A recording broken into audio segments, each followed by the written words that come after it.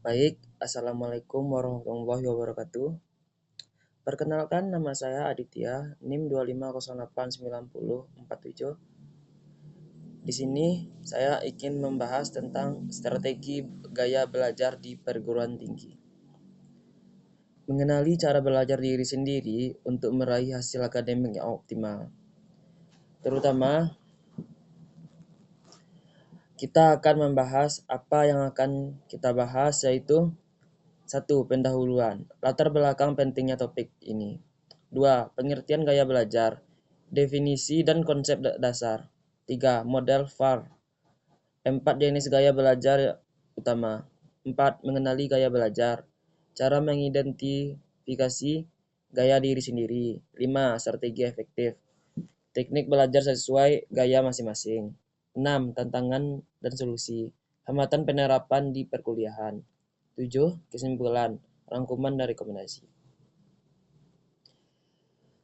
Selanjutnya kita akan melanjutkan mengapa gaya belajar penting. Perguruan tinggi menentukan mahasiswa untuk belajar lebih mandiri dibandingkan masa sekolah. Materi lebih padat, tempo lebih cepat, dan metode pengajaran lebih beragam. Tanpa memahami cara belajar yang paling cocok, mahasiswa mudah merasa kewalahan, boros waktu, dan hasil belajarnya kurang maksimal.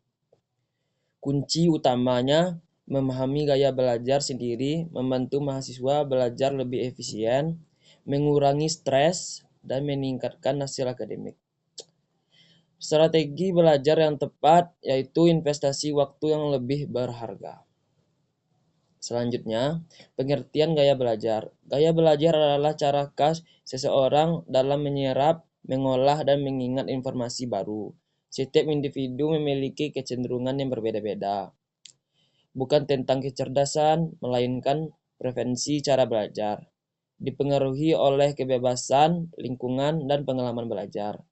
Dapat berkembang dan berubah seiring waktu. Mengenalinya membantu memilih strategi belajar yang lebih efektif. Selanjutnya, model FARK. 4 gaya belajar. VARK adalah kerangka yang paling banyak digunakan untuk mengklasifikasikan gaya belajar seseorang. Visual. Belajar lewat gambar, diagram, dan warna. Auditory. Belajar lewat mendengar dan diskusi. Membaca atau menulis. Belajar lewat teks dan catatan tertulis. Kinestetik.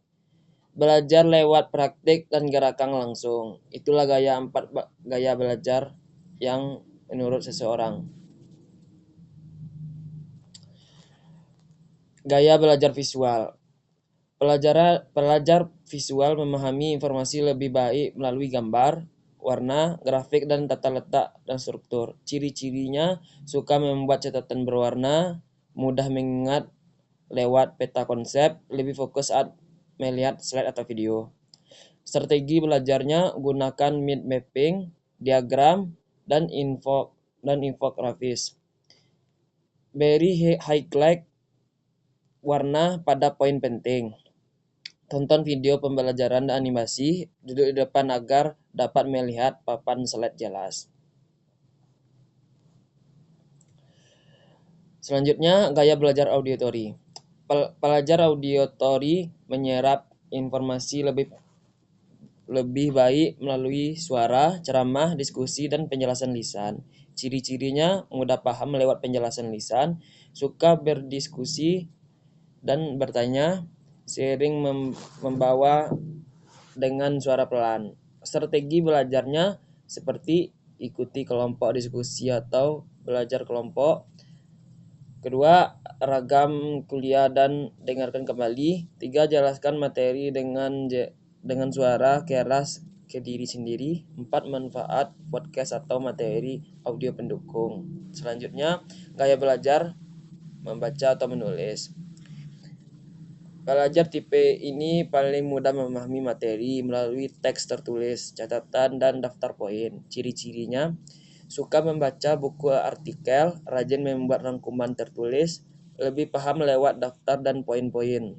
Strategi belajarnya, tulis ulang materi dengan kata-kata sendiri. Buat ringkasan dan poin-poin penting. Gunakan flashcard untuk menghafal istilah. Keempat adalah perbanyak membaca referensi tambahan. Selanjutnya, gaya belajar kinestetik. Belajar kinestetik memahami materi lebih baik melalui praktik langsung, gerakan, dan pengalaman nyata.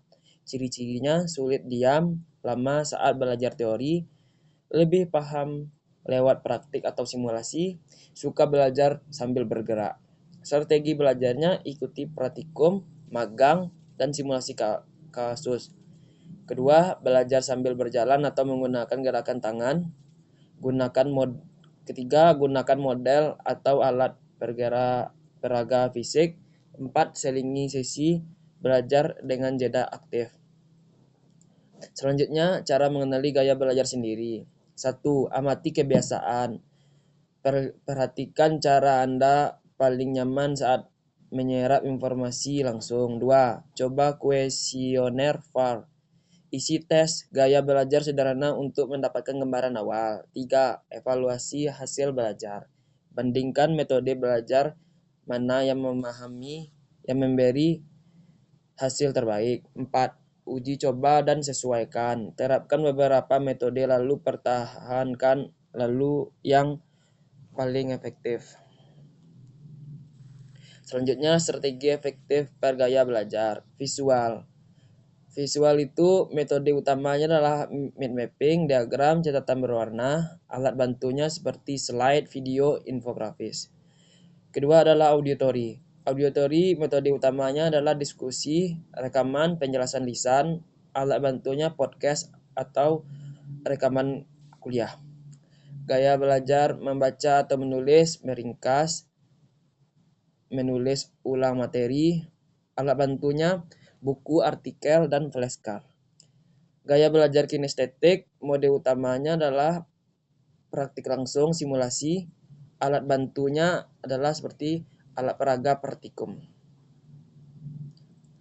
Selanjutnya, belajar secara multimodal.